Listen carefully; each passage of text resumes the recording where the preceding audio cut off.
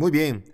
Al final de la clase vamos a necesitar unos minutos extras y yo les pido disculpas por ello para que hablemos acerca de la tarea y cuándo la tienen que presentar, todo eso.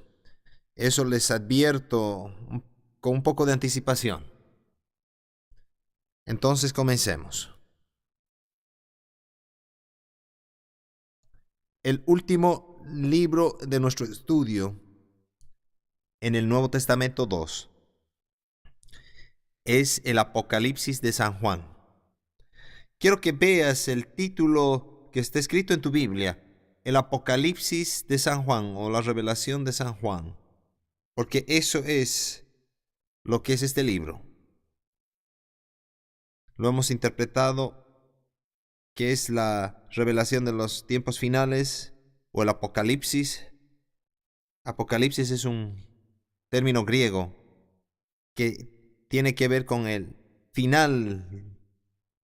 Aquí describe como lo pensamos y tenemos la tendencia de pensar este siendo un libro de profecías que se refiere al cielo, pero este es lo que Juan escribió, es solamente revelando a Jesucristo. Tiene que ver con la revelación de Jesucristo, su revelación. Todo lo que tenemos revelado, lo que Juan revela, no solo hablar del anticristo y los meses y las semanas y días que van a necesitar pasar y los dos testigos. A veces todas las cosas que nos preocupamos en Apocalipsis o en profecía, sino lo que Jesús es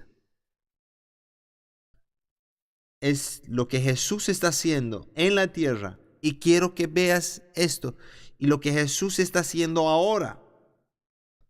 Porque la revelación de Jesucristo comienza aquí cuando lo vio a Jesús en la isla de Patmos y continúa siendo revelado a lo largo de este libro y a lo largo de nuestra vida. ¿Quién es Jesús, el Cristo? Quiero que veamos el verso 9. Capítulo 1, verso 9. Yo, Juan, vuestro hermano y copartícipe vuestro en la tribulación, en el reino y en la paciencia de Jesucristo, estaba en la isla llamada Patmos por causa de la palabra de Dios y el testimonio de Jesucristo. Yo estaba en el Espíritu en el día del Señor y oí detrás de mí una gran voz como de trompeta que decía: Yo soy el Alfa y la Omega, el primero y el último. Escribe en un libro lo que ves y envíalo a las 7 iglesias que están en Asia, a Éfeso, a Esmirna, a Pérgamo, a Tiatira, a Sardis, a Filadelfia y a la Odisea. Y me volví para ver la voz que hablaba conmigo, y vuelto vi 7 candeleros de oro, y en medio de los 7 candeleros a uno semejante al Hijo del Hombre, vestido de una ropa que llegaba hasta los pies, y ceñido por el pecho con un cinto de oro. Su cabeza y sus cabellos eran blancos como blanca lana, como nieve sus ojos, como llama de fuego, y sus pies semejantes al bronce bruñido refulgente como en un horno, y su voz como estruendo de muchas aguas. Tenía en su diestra 7 estrellas, de su boca salía una espada aguda de 2 filos, y su rostro era como el sol cuando resplandece en su fuerza. Cuando le vi caí como muerto a sus pies, y él puso su diestra sobre mí diciéndome: No temas, yo soy el primero y el último, y el que vivo y el que estuve muerto, mas he aquí que vivo por los siglos de los siglos. Amén. Y tengo las llaves de la muerte y del Hades. Quiero que tú veas es que aquí empezamos a ver a Jesucristo como nunca antes lo vimos. Juan lo ve y ve a Jesús en este pasaje como nadie lo había visto antes. Ya no es más el hijo del carpintero, no es un bebé en el pesebre, no es un humilde cordero antes de la matanza. Ahora se ha convertido en el león de la tribu de Judá. Ahora se ha levantado Y la descripción no es más de este Salvador calmado que caminó en esta tierra. Él ha regresado al Padre en toda su majestad y poder. Está viniendo a revelar a Juan las cosas que va a pasar. Y Juan 1:1 dice, la revelación de Jesucristo que Dios le dio para manifestar a sus siervos. Lo que dice, yo quiero que ustedes vean que Jesús no es quien solía ser. Ya no es un Salvador sangrante, moribundo, no está colgado en una cruz. Este es el Señor triunfante, resucitado y poderoso. Yo creo que cada uno de nosotros, si lo hubiéramos visto, hubiéramos caído como muertos a sus pies. Y él dice, cuando le vi, caí como muerto a sus pies. Y él cayó delante del Señor en adoración. Y él dice que no tenía más fuerza. Eso vemos suceder en varios pasajes, así cuando Daniel estaba en Babilonia, en la presencia de los ángeles, él cayó como muerto a los pies de los ángeles. Y ellos lo tocaron y le dieron fuerza. Esto es lo mismo que está sucediendo. Y aquí Juan ve a Jesús. Veamos al principio del Apocalipsis. Este ya no es más el mismo Jesús que tenemos ese cuadro. Ya no es ese Jesús que lo vemos en esta tierra, porque cuando Él regrese va a ser un Salvador conquistador. Él está regresando.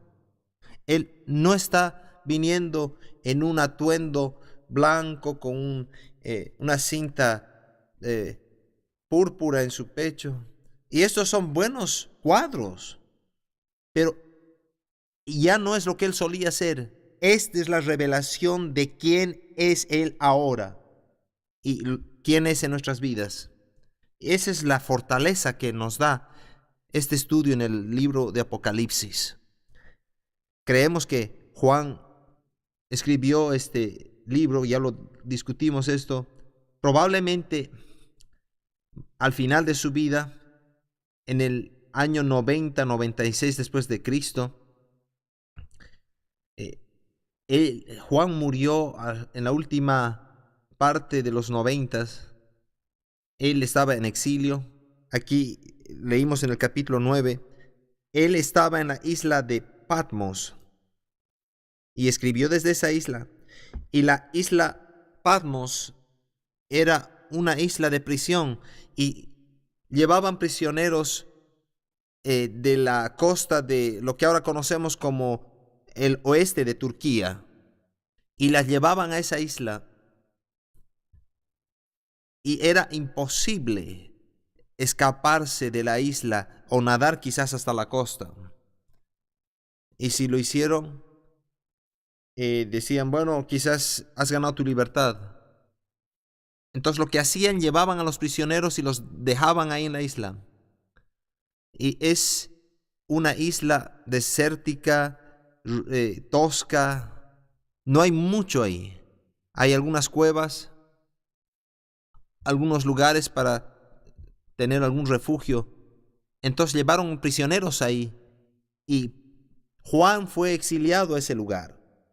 En el verso 9 dice, yo, Juan, estaba en la isla llamada Patmos por la palabra de Dios y el testimonio de Jesucristo, porque él era cristiano.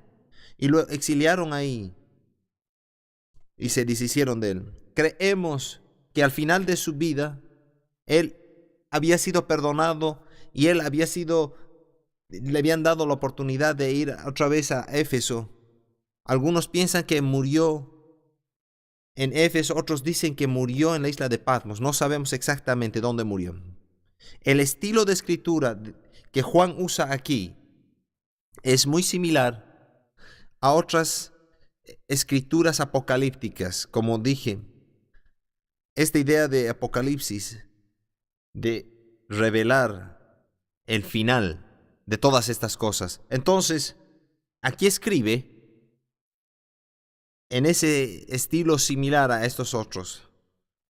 él escribe en un tiempo de angustia. Juan está lidiando con la nación de Roma y todas las cosas que están sucediendo.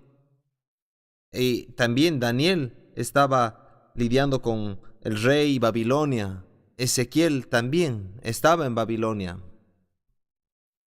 Y las cosas que él estaba escribiendo. Y todo esto era similar en algunas maneras a lo que está viviendo aquí Juan. Hay mucho simbolismo y hay lenguaje figurativo. Habla acerca de sueños, visiones, señales y todas estas cosas. Es un poco difícil para nosotros definir y poder entender. Quizás nunca hemos tenido una visión de Dios, entonces no sabemos cuál es una visión. Entonces, nosotros sabemos que los sueños y las visiones y las señales están en la Escritura. Y estas cosas son certeras, pero por otro lado también es un lenguaje simbólico, figurativo, que 10 cuernos que salen de una bestia. ¿Qué quiere decir una bestia? Hay mucho simbolismo y todas las cosas que queremos interpretar. Esto es típico de este tipo de escrituras proféticas. Entonces muchas veces Dios revela exactamente lo que son estas cosas. Aquí le dice a Daniel, por ejemplo, esta es la interpretación de la visión. Y aquí, eso es típico de este estilo de escritura. También hay otra cosa que estamos viendo que es típico. Casi siempre vemos desde los profetas la historia de cómo Dios va a tratar con el mal. Cómo Dios va a conquistar y destruir y la ira de Dios siendo derramada. Pero también hay una promesa que aquellos que son elegidos, que se han comprometido con el Señor, van a ser salvos. Entonces no es solo condenación y perdición. Hay victoria sobre el enemigo. Vamos a vencer al enemigo. Satanás es echado en el capítulo 12 y lo vamos a vencer. Los santos van a vencer. Nosotros somos los santos. Y va a ser echado al lago de fuego y azufre. Y luego vamos a vivir una eternidad con Dios en el cielo. Entonces aquí tenemos un equilibrio en todas estas cosas. Yo quiero que veas el esquema que tienes en Apocalipsis. El verso clave que mencionamos aquí, que les hemos dado en la fotocopia, es 1:19. Escribe las cosas que has visto, y las que son y las que han de ser después de estas. Esencialmente, lo que tienes ahí es un bosquejo breve de todo el libro de Apocalipsis. Las cosas que son vistas en el capítulo 1, las cosas que tú has visto, que están sucediendo, las cosas que tú has observado. Eso es el capítulo 1. Las cosas que son parte del capítulo 2 y 3 y describe cómo son las iglesias, las 7 iglesias, y luego las cosas que van a ser después de estas. Y esos son los capítulos 4 al 22. Entonces tienes el resto del libro tratando con las cosas que van a ser. Otra manera de ver este libro es ver que este es el único libro del Nuevo Testamento que nos ofrece bendición al solo leerlo. Veamos el verso 3 del capítulo 1. Bienaventurado el que lee y los que oyen las palabras de esta profecía y guardan las cosas en ella escritas, porque el tiempo está cerca. Entonces, si tú lees y escuchas las palabras de esta profecía y las guardas, vas a ser bendecido. Tú necesitas saber esto y entenderlo. Y luego, al final del libro, Apocalipsis 22, versos 18 y 19. Yo testifico a todo aquel que oye las palabras de la profecía de este libro. Si alguno añadiere a estas cosas, Dios traerá sobre él las plagas que están escritas en este libro. Y si alguno quitare de las palabras del libro de esta profecía, Dios quitará su parte del libro de la vida y de la santa ciudad y de las cosas que están escritas en este libro. Entonces hay bendiciones y hay advertencias para aquellos que quiten. Si tú estudias y lees, Dios te va a bendecir. Si tú tratas de añadir, Dios te va a agarrar. Ahora, en el medio hay una sección, en el medio de este libro, que describe en el cielo y en la eternidad, cuando todos venimos al trono de Dios y en la presencia de Dios, y dice que hay un espacio de media hora donde hay silencio. Nadie habla por 30 minutos. Entonces, quiero decirte para qué es esto. Es para que todos los escritores de profecía arreglen sus esquemas de profecía. Estoy bromeando. Tenemos muchas ideas. ¿Cómo va a suceder esto? ¿Cómo va a fluir todo esto? Y yo sé que esto va a ser para otro propósito. No importa lo que nuestro esquema dice, pero a veces queremos tenerlo todo justo y que nuestro esquema esté en lo correcto. Y cada persona tiene algo diferente que añadir. Y a veces yo me preocupo que esa última advertencia no se aplica a esas personas. Ellos han tratado de entender cómo funcionan estas cosas. Dios quiere que entendamos que Él está en control de muchas de estas cosas y nosotros no tenemos más que añadir. Quizás no las entendamos por completo, pero vamos a tener que vivirlas y tratar con ellas. Dice, bienaventurado el que lee. No dice, bienaventurado el que entiende cada símbolo. No dice, bienaventurado el que entiende la secuencia de todos los eventos en este libro.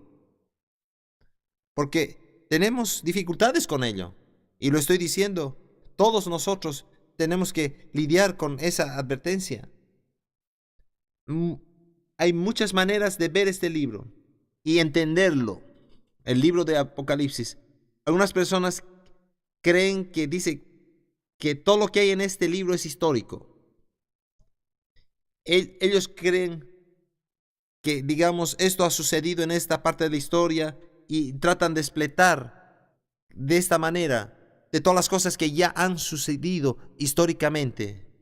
Entonces, es profético, pero es una explicación de lo que ya ha sucedido. Hay partes que se puede aplicar a este libro desde ese siglo hasta el presente, pero dicen que es historia, totalmente. Otros escritores dicen y lo toman como un libro puramente simbólico. Todo está hablando acerca de las cosas espirituales y verdades espirituales, y que tú estás en buena relación con Dios. Todo es simbólico. Ellos no quieren que creamos que el mundo va a terminar y que Dios va a enviar a algunas personas al infierno y otras al cielo, que todo es simbólico aquí. Yo no creo que así funciona tampoco. Yo no creo que es todo histórico. Yo no creo que todo es simbólico. Yo no creo que todo ya está solucionado. Algunas personas piensan que todo lo que habla ha sucedido en el primer siglo y que no tiene ninguna relación para sus vidas. Y todas estas ideas, distintas maneras de entender este libro, a veces entramos en problemas y en dificultades. ¿Cómo lidiamos con esto? Hay un tipo de interpretación que se llama futurista, y esta interpretación dice básicamente que todo esto va a suceder al final del mundo, al final del tiempo, excepto el capítulos 1, 2 y 3 de todo lo que está descrito, y el resto se lo deja para que se cumpla en el futuro, en los últimos tiempos. Eso funciona mejor.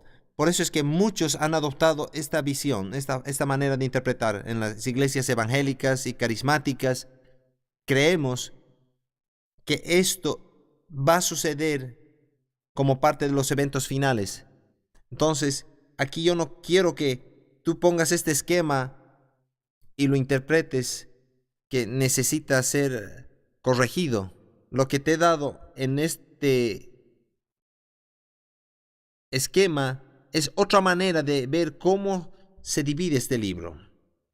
No hay ninguna manera perfecta de dividir este libro, pero otra manera de sacar un bosquejo es por medio de las visiones, porque Juan ve 4 visiones en este libro. Cada una es introducida cuando dice la frase en el Espíritu. Y yo estaba en el Espíritu en el día del Señor, en la isla de Patmos. Entonces cada una empieza con esa frase. Yo estaba en el Espíritu en el día del Señor. Entonces, vamos a ver de esa manera. Capítulo 1, verso 9. Dice verso 10, yo estaba en el Espíritu en el día del Señor y oí detrás de mí una gran voz como de trompeta. Y empieza a describir. En tu esquema, la referencia, capítulo 1, 9 y 10, el lugar es Patmos y la visión es el Hijo del Hombre. Y lo que ve aquí es a Cristo en medio de las 7 iglesias de Asia y describe en estos pocos capítulos, primeros capítulos, 1, 2 y 3, que Jesús tiene un mensaje para cada uno de los ángeles de las iglesias. Está hablando acerca del liderazgo de las iglesias. Al ángel de la iglesia en Éfeso escribe, verso 8, y escribe al ángel de la iglesia en Esmirna. Y aquí hay 7 iglesias que hay en esas iglesias, y cada una de ellas tienen cosas buenas y cosas malas. Felicita por las buenas cosas y corrige las cosas que están mal. Entonces continúa cada una de ellas. Pero el mensaje que en cada uno dice, el que tiene oídos para oír, oiga lo que el Espíritu dice a las iglesias. Entonces, ¿por qué Juan escribe esto para nosotros? ¿Por qué no nos envía a las iglesias? Porque él dice, aquel que tiene oídos para oír, oiga. ¿Ustedes tienen oídos para oír? Oh, 5 de ustedes, bien. Entonces, si tú tienes oídos para oír, tienes que oír lo que el Espíritu está diciendo. ¿Solo a esa persona? No, a todas las iglesias. Entonces escribe esto para que todos nosotros entendamos lo que está diciendo. Y hay una instrucción en cada una de estas partes que se relaciona con nuestras vidas. Y si tú continúas con ellas, estas 7 iglesias representan 7 periodos en la historia de la iglesia, guiando hasta el final de la época. Y todos los cambios que sucedieron desde el día de Pentecostés hasta el final, cómo la iglesia se desarrolló. Entonces, ese entendimiento de eso, él describe aquí, Dios y Jesús trabajando en sus iglesias. Todas estas eran iglesias que existían en ese tiempo, en ese periodo. Entonces le está ministrando a ellas y a sus necesidades. También, ¿a qué habla aquel que tiene las estrellas? Y se refiere a los líderes, a los pastores, a los ancianos. Y cada candelero es una iglesia, es una luz en la comunidad. Y describe esto. Y la segunda visión empieza en el capítulo 4. No vamos a tomarles el tiempo para ir cada una de estas iglesias en detalle, pero empieza en capítulo 4, verso 1. Después de esto miré y he aquí una puerta abierta en el cielo, y la primera voz que oí como de trompeta hablando conmigo dijo, sube acá, y yo te mostraré las cosas que sucederán después de estas cosas. Entonces, ya está mostrando lo que va a suceder en el futuro. Y al instante yo estaba en el Espíritu, y he aquí un trono establecido en el cielo, y en el trono uno sentado. Y empiece a describir el asunto, y el trono, y todo lo que está sucediendo ahí. Y está mostrando los 4 seres vivientes, y todos los que están en esa área. En algunas versiones dice bestias, pero es mejor referirse a ellas como seres vivientes. A veces pensamos que es un monstruo grotesco, pero son seres vivientes. Y todas estas criaturas, todos estos seres, él ve el trono y el mismo trono y todo el atrio, y cada uno de ellos alrededor del trono. Y dice en el verso 11, Señor, digno eres de recibir la gloria y la honra y el poder, porque tú creaste todas las cosas y por tu voluntad existen y fueron creadas. Y todo esto está sucediendo en el trono, en el cielo. Y continúa con los siguientes capítulos. Empieza a ver al Cordero. Y ve en el capítulo 5, en el verso 2, dice, y vi un ángel fuerte que pregonaba a gran voz, ¿quién es digno de abrir el libro y de desatar sus sellos? Y ninguno, ni en el cielo, ni en la tierra, ni debajo de la tierra podría abrir el libro, ni aun mirarlo. Y yo lloraba mucho porque no se había hallado a ninguno digno de abrir el libro, ni de leerlo, ni de mirarlo. Y uno de los ancianos me dijo, no llores. He aquí que el león de la tribu de Judá, la raíz de David, ha vencido para abrir el libro y desatar sus 7 sellos. Y miré y vi en medio del trono y de los 4 seres vivientes y en medio de los ancianos estaba en pie un cordero como inmolado, que tenía 7 cuernos y 7 ojos, los cuales son los 7 espíritus de Dios enviados por toda la tierra. Y vino y tomó el libro de la mano derecha del que estaba sentado en el trono. Ahora, es un cuadro hermosísimo, pero ¿qué está sucediendo en la eternidad? ¿Y qué está sucediendo con el cordero? Que parece que había sido sacrificado y lo describe ahí en poder y majestad, y tiene 7 cuernos y 7 ojos. Los 7 cuernos quieren decir la autoridad en muchas de las situaciones. Es como un reino. Él está en control de todo, de todas las cosas, y toma esto. Y Juan empieza a ver todo esto develándose. Jesús está satisfecho al revelar las preguntas de la eternidad. Él es el Cordero al lado del trono. Y en los versos y capítulos que siguen, vemos la ira de Dios siendo derramada. Jesús abre el libro. Jesús tiene control de todas estas cosas. Él entiende y ha pagado el precio para abrir el libro y escribir en nuestros nombres. Porque ha pagado por eso. Ha pagado el precio por todos nosotros. Luego empieza a describir los 7 sellos. Y ven aquí en su esquema, los 7 sellos están ahí por la depravación humana. Por el pecado están ahí los 7 sellos. Luego habla de las 7 trompetas. Y esas vienen por actividad demoníaca. Luego las 7 copas de la ira de Dios son derramadas. Entonces la siguiente sección que te he dado en tu esquema es para que te ayude a entender. Hay varias maneras de interpretar esto. Y la única manera de hacerlo es hacerlo gráficamente, para que tú veas. Hay esta idea.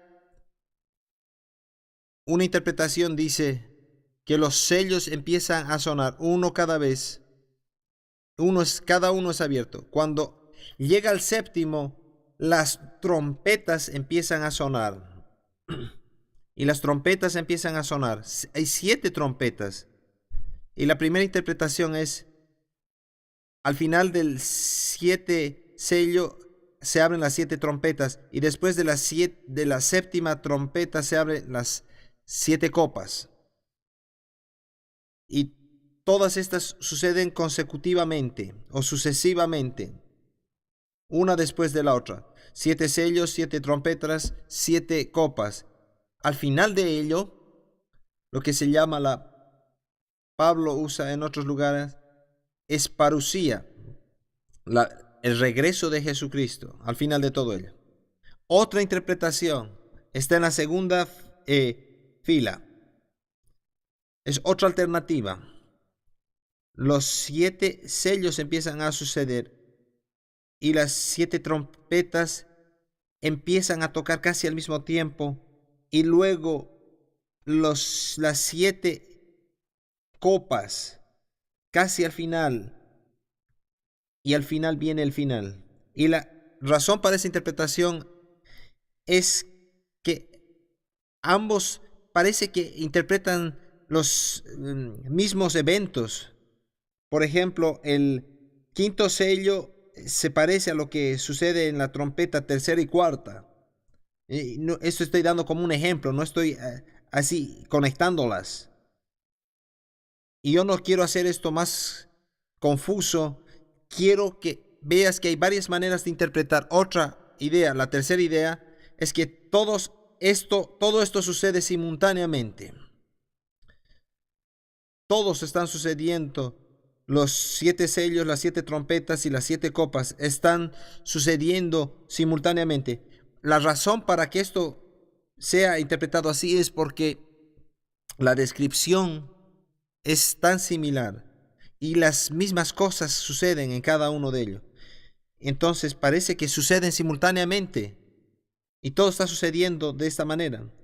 Entonces los sellos son juicio al pecado. Las trompetas, primeramente, es una actividad demónico-satánica. Y las copas que son derramadas es la respuesta de Dios al pecado y a las cosas que están sucediendo ahí. Ahora, lo que quiero que tú veas en todo esto es, cada uno de estas interpretaciones está siguiendo un patrón que ellos ven en la Escritura. Y mientras tú lees el libro de Apocalipsis, vas a ver los 7 sellos, las 7 trompetas, las 7 copas.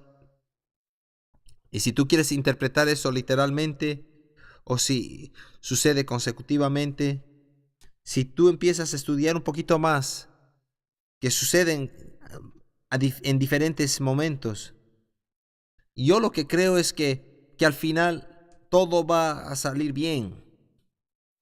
Muy bien. Estoy haciendo bromitas aquí, pero lo que estoy haciendo con esto y lo que quiero que tú veas y aprendas, que hay varias interpretaciones. Y yo no estoy aquí para declarar y decir que soy un maestro en profecía. Y sé que hay buenos maestros en profecías en la iglesia. Y hay algunos que han estudiado y se han tomado el tiempo y tienen la revelación de estas cosas y nos las han revelado. Y me gusta lo que dicen y los escucho, siempre los escucho. Pero cuando dicen, yo sé que esto va a suceder definitivamente, yo digo, no, vas a tener que tragarte tus palabras. Porque siempre yo he escuchado al anticristo ser identificado varias veces en mi vida, en mi corta vida. Este es el anticristo. El último y el más grande es Saddam Hussein. No el más grande, pero es el último. Saddam tiene que ser el anticristo. Hay distinciones claras que va a venir del Medio Oriente y tiene ciertas características de lo que va a ser, pero exactamente cómo va a suceder no lo sabemos. Les voy a dar una pista aquí. ¿Ha estado leyendo esa serie de libros que ha salido últimamente? Esa serie de novelas. ¿Cuántos las han leído? ¿Les gustan esos libros? Muy interesante. Es ficción. ¿Lo sabes? Estos varones están escribiendo basados en la palabra y pero es una ficción bíblica. Entonces, aquí otra vez, muchos que están leyendo esos libros, esto va a suceder así, entonces yo voy a hacer esto otro. No puedes basar tu vida en lo que otro está pensando que va a suceder. No puedes basar tu vida en eso. Yo sé que Tim LaHaye y Jerry Jenkins han hecho un buen trabajo. Y ellos escribieron, han trabajado duro. Hay mucha que se puede sacar de esos libros. Mi esposa está esperando el siguiente tomo que salga, porque le gusta leer ficción y le gusta leer eso. Porque son basados en la Biblia, nos enseñan muchas cosas. Pero otra vez aquí, es la idea de otros de cómo esto se va a interpretar y cómo va a suceder. No está basado en hechos concretos, sino en otras ideas. Están tratando, y todos estamos tratando de nuestra mejor buena voluntad, interpretar lo que va a suceder y lo que Dios va a hacer en los últimos días. Yo quiero estar listo, ¿no es así? ¿No lo quieres tú? Si yo no sé cuál es el último día, entonces yo necesito permanecer listo. Es lo que Jesús enseñó en Mateo 24. Los apóstoles vinieron al Señor y le dijeron: Maestro, dinos cuándo van a acontecer estas cosas. Y Él les dice: no sean engañados. Es la primera cosa que les dicen. Tened cuidado que no seáis engañados, porque muchos vendrán y os dirán: vengan aquí o vayan allá. No sean engañados. Él les dice: velen y oren y estén listos. Y en otra parte dice: velad, porque no saben la hora en la cual vuestro Señor vendrá. La tercera visión que Juan nos da es en el capítulo 17. Y aquí, en lugar de ver toda la ira, Juan empieza a ver algo diferente. Veamos en capítulo 17, verso 1. Vino entonces uno de los 7 ángeles que tenía las 7 copas y habló conmigo diciéndome: ven acá y te mostraré la sentencia contra la gran ramera, la que está sentada sobre muchas aguas, con la cual han fornicado los reyes de la tierra, y los moradores de la tierra se han embriagado con el vino de su fornicación. Y me llevó en el espíritu al desierto, otra vez la frase ahí, y vi a una mujer sentada sobre una bestia escarlata llena de nombres de blasfemia, que tenía 7 cabezas y 10 cuernos. Entonces, obviamente tú puedes ver la visión. No es algo literal. Esta bestia escarlata que tiene 7 cabezas y 10 cuernos. Yo agradezco que no he salido con esa mujer. No son personas específicas. ¿Cómo empezamos a interpretar? ¿Cómo tratamos esto? Otra vez, no estoy tratando de interpretar. Estoy tratando de dirigirte y animarte a encontrar un buen estudio sobre estas cosas. Y luego, entender lo que tú puedes entender. Si tú no puedes entender el libro de Apocalipsis, estás en la mayoría de las personas. Quizás no sea un buen consuelo estar en la mayoría, pero mi énfasis es: no te concentres ni te preocupes. Algunos de ustedes van a ser guiados a enseñar profecía bíblica y ministrar en esas áreas. Y el Señor te va a dar entendimiento. Y nos vas a ayudar al resto de nosotros. Y digo el resto de nosotros porque yo no me considero ser un maestro de profecía como tal. Pero puedo ver claramente que cambia de una visión a la siguiente visión. Y luego a esta tercera visión. Vea esta situación que es totalmente diferente. Y ve a esta mujer en el desierto. Y dice que ha cometido fornicación con todos los reyes de la tierra. Y ha estado haciendo negocios con todos. Y se ha corrompido. Porque no es fiel a ninguno de ellos. Él parece que describe el sistema económico en el cual ella está involucrado. Y la describe a ella en conexión con todos los reyes de la tierra y todas las cosas que están ahí. Y termina mostrando que eventualmente ella, porque dice en verso 6, vi a la mujer ebria de la sangre de los santos y de la sangre de los mártires de Jesús. Y por su pecado, por las cosas que ha hecho, ella va a ser destruida eventualmente. Y describe a ella como caída en el capítulo 18, verso 2, y clamó con voz potente diciendo: ha caído la gran Babilonia. Y describe esta situación donde ella está totalmente destruida. La mujer y la bestia y todas las cosas que describe aquí nos muestra también en el capítulo 19, que viene otro a lidiar con esta situación en el cielo. En el capítulo 19, verso 11. Entonces vi el cielo abierto, y aquí un caballo blanco, y el que lo montaba se llamaba Fiel y Verdadero, y con justicia juzga y pelea. Sus ojos eran como llama de fuego, y había en su cabeza muchas diademas, y tenía un nombre escrito que ninguno conocía sino él mismo. Estaba vestido de una ropa teñida en sangre, y su nombre es el Verbo de Dios. ¿Por qué? Yo me pregunto, ¿por qué usa ese término otra vez para describirlo? El Verbo de Dios. Eso te revela, lo llama el Logos. Y los ejércitos celestiales vestidos de lino finísimo, blanco y limpio, y le seguían en los caballos blancos. ¿Quiénes van a estar ahí? Yo voy a estar ahí. Yo voy a estar cabalgando con él. De su boca sale una espada aguda para herir con ella a las naciones, y él las regirá con vara de hierro, y él pisa el lagar del vino del furor y la ira del Dios Todopoderoso. Y en su vestidura y en su muslo tiene escrito este nombre: Rey de Reyes y Señor de Señores. Entonces, cuando yo era un muchacho, yo crecí en la iglesia y mi papá predicaba sobre los eventos finales, y yo decidí que iba a leer el Apocalipsis, iba a entender esto. Y me acuerdo proponiéndome esto, y estaba leyendo el Apocalipsis, y al final siempre llegaba a este pasaje que está con letras mayúsculas, y me gustaba leer ese pasaje: Rey de Reyes y Señor de Señores. Entonces, tú sabes, nunca me mantuve concentrado en esto para recibir la revelación de Apocalipsis. Nunca lo hice, pero lo que hice, decía, vamos a ganar al final.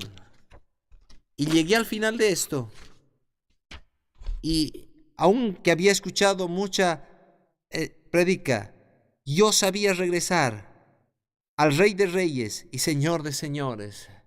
Sabía llegar a las letras mayúsculas, y entonces entendí. Hay partes que hasta ahora no las entiendo, y seguro no las entendía cuando tenía 12 o 13 años. Pero sabía regresar aquí. Yo sabía que Él iba a venir en un caballo blanco, y su nombre va a ser Rey de Reyes y Señor de Señores. Y yo sabía que Él iba a conquistar, iba a ganar. Y no entiendo muchas de estas cosas todavía, pero todavía entiendo esa parte. Y sé lo que Él está haciendo en nuestras vidas. Y en la sección final, la cuarta visión, empieza en el capítulo 21. En el verso 9 dice: Vino entonces a mí uno de los 7 ángeles que tenían las 7 copas llenas de las 7 plagas postreras, y habló conmigo diciendo: Ven acá, yo te mostraré la desposada, la esposa del Cordero. Y me llevó en el espíritu a un monte grande y alto, y me mostró la gran ciudad santa de Jerusalén, que descendía del cielo de Dios, teniendo la gloria de Dios, y su fulgor era semejante al de una piedra preciosísima, como piedra de jaspe, diáfana como el cristal. Empieza a describir aquí esta última visión y la última escena, y lo lleva del desierto a esta montaña alta, y lo que ve es la nueva Jerusalén, y la novia y el novia, y toda la gloria, y toda esa comunión que tienen con el Señor.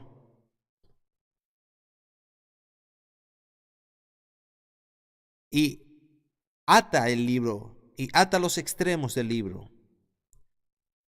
En Génesis nos dice que había el árbol de la vida, y había el árbol del conocimiento del bien y del mal. Y en el Génesis nos dice que Dios habló a Adán y Eva, y les dijo que no comiesen del fruto prohibido, y cuando lo hicieron cayeron de su gracia y perdieron su relación y su pureza y su inocencia y su relación con Dios. Y si tú lees en Génesis, Dios les dijo: He aquí el hombre es como uno de nosotros, sabiendo el bien y el mal. Ahora pues que no alargue su mano y tome también del árbol de la vida y coma y viva para siempre. Y la pregunta es, ¿por qué él no quería que vivan para siempre? Porque habían caído. Estaban en el estado de pecado, estaban separados de Dios. Y Dios no quería que vivan así para siempre. Si hubieran comido del árbol de la vida, hubieran vivido para siempre como pecadores. Podríamos haber sido reconciliados a Dios. Y dice que los sacó del huerto del Edén para que no pudiesen tomar del árbol de la vida. En capítulo 22, dice en verso 1, dice, después me mostró un río limpio de agua de vida, resplandeciente como el cristal que salía del trono de Dios y del Cordero. En medio de la calle de la ciudad y a uno y al otro lado del río estaba el árbol de la vida, que produce 12 frutos, dando cada mes su fruto, y las hojas del árbol eran para la sanidad de las naciones. ¿Ven ustedes lo que vamos a tener otra vez? Vamos a tener otra vez el árbol de la vida. Y lo que Satanás usó todos estos siglos para engañarnos y apartarnos de lo que Dios quería que tengamos y para distraernos, Él dice, yo prometo, lo voy a tener de regreso. Y hay un solo camino para llegar ahí, y es a través de Jesucristo. Si nosotros entendemos la revelación de Jesucristo y quién realmente es, y no nos olvidamos quién es, entonces vamos a tener la oportunidad de cabalgar con Él, de conquistar, de reinar con Él, y eventualmente pasar toda la eternidad con Él. Y vamos a tener acceso otra vez al árbol de la vida. Este libro va desde un extremo al otro, y Juan aquí nos ayuda a amarrar los dos extremos. Y dice, miren, hay esperanza al final de esto. Y esto es uno de los momentos más gozosos de entender al leer todo esto. Yo no entiendo todo el simbolismo y todas las cosas que hay aquí. Yo oro al Señor que no me alcancen estas cosas. Yo oro que estemos tan listos que cuando el arrebatamiento viene y viene el Señor a llevarnos en la tribulación, en el medio de la tribulación o después de la tribulación, yo estoy listo para que Él me lleve. Arguimos acerca de todas estas cosas. No tenemos toda la respuesta. Yo creo que el Señor nos está llevando antes de la tribulación. Y yo estoy listo. Y puedo estar de acuerdo con Juan, que al final del libro dice, él dice, al cerrar este libro, en el verso 17, Apocalipsis 22, 17, y el espíritu y la esposa dicen, ven, y el que oye diga, ven, y el que tiene sed, venga, y el que quiera tome del agua de la vida gratuitamente. Yo testifico a todo aquel que oye las palabras de la profecía de este libro. Y verso 20 dice, el que da testimonio de estas cosas dice, ciertamente vengo en breve. ¿Quién está testificando esto? Es Jesús. Y dice, ciertamente vengo en breve. Amén. Sí, ven, Señor Jesús. Esta es la manera que tenemos que decir, Señor, estamos listos. Ven rápidamente. Dios los bendiga. Este es el final del libro. Aleluya.